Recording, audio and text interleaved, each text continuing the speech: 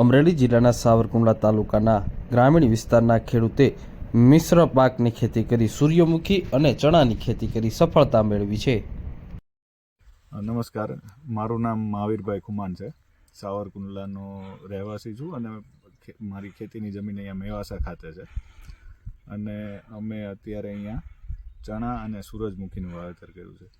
Generally અત્યારની ખેડૂતોની માનસિકતા એવી હોય છે કે વિસ્તારમાં કપાસ, મગફળી, ડુંગળી, સોયાબીન, ઘઉં એવી બધી ખેતી કરતા હોય છે.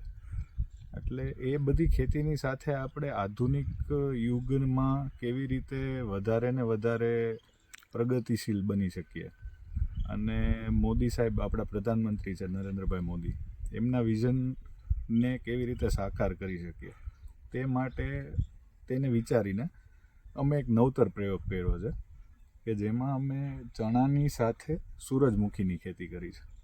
અને એ એટલી પરવડે એવી ખેતી છે કે વીઘે નજીવો ખર્ચ, બિયારણ ખર્ચ આપણે આમ ગણીએ તો 100 થી 150 રૂપિયા, અને જે આપણું અન્ય વાવેતર છે એની સાથે સાથે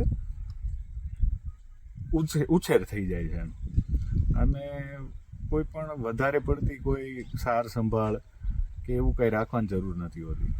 અને બીજો મુખ્ય મુદ્દો એ કે જે આપણે સૂરજમુખીનો પાક છે એમાં જે ઉપજ આવે એનાથી આપણા જે બીજી જે મુખ્ય ખેતી છે એના ખર્ચા, ખેત મજૂરોના ખર્ચા અને બિયારણના બધા ખર્ચા એ સંપૂર્ણપણે આપણે એમાંથી લઈ શકીએ. અને જે આપણી મુખ્ય ખેતી છે એને આપણે સારી રીતે એમાંથી ઉપજ મેળવી શકીએ.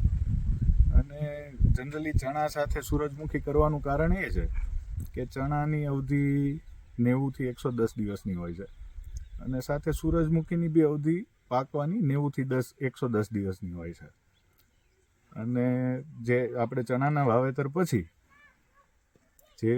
જેવી રીતે આપણે કપાસ સોંપીએ એવી રીતે સૂરજમુખીના બી થડમાં સોંપી દેવાના હોય. અને બસ આવી જ રીતે આપણા જિલ્લાના, ગુજરાતના ખેડૂતો આવા નવતર પ્રયોગ કરે તે માટે અમે એક પ્રયાસ કર્યો છે. જાહેર હરાજીમાં કેવો ભાવ મળે? જાહેર હરાજીમાં અત્યારે ગોંડલ માર્કેટિંગ યાર્ડમાં આની હરાજી થાય છે, જેમાં 800 થી 1000 રૂપિયા સુધીનો મણનો ભાવ હોય છે. અને આ સારી મલ્ટીનેશનલ કંપનીઓ આના સીડ્સને ઓઇલમાં, પછી રો યુઝ માટે, હેલ્થના બહુ સારા એવા બેનિફિશિયલ્સ છે.